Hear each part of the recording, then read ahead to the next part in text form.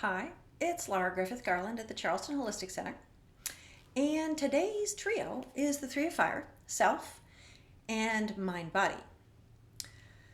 This is another trio that hasn't really come up before, so this is lovely that we're getting new energy in. The Three of Fire is a card of action, and the two supporting cards tells us what type of action we need to be taking and how we need to look at it. This is about creating something with our actions.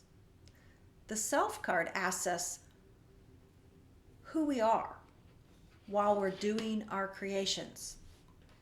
While we're running full steam ahead, the question we need to ask is, do we like who we are while we're doing this? We can have a goal and go charging toward it, but not really like who we become, even though the goal might be a worthy endeavor. So again, I ask, do you like who you are as you try to create whatever you're pushing toward in your life? Then there's the question of fantasy versus reality. When we create goals in our minds, there's always an element of fantasy in the goal.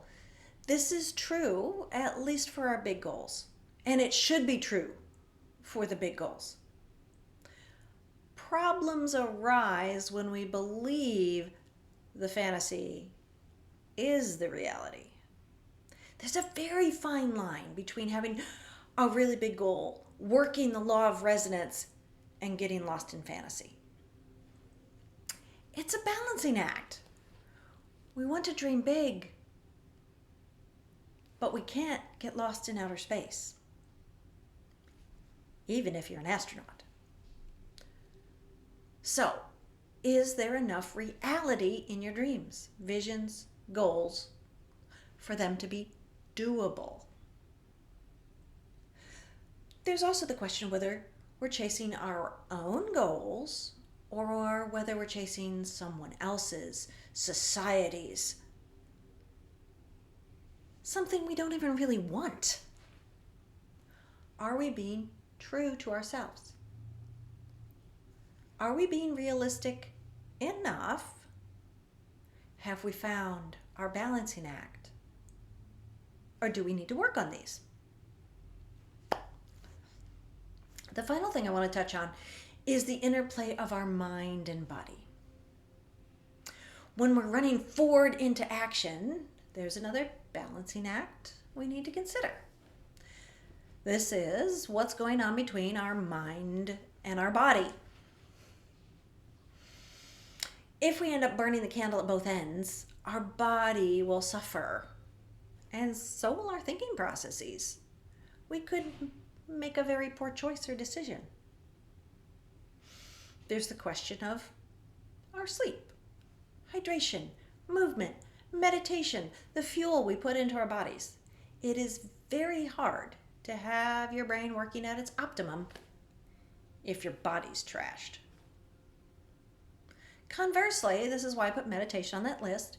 If your mind is a mess, it's going to be sending inferior signals to your body.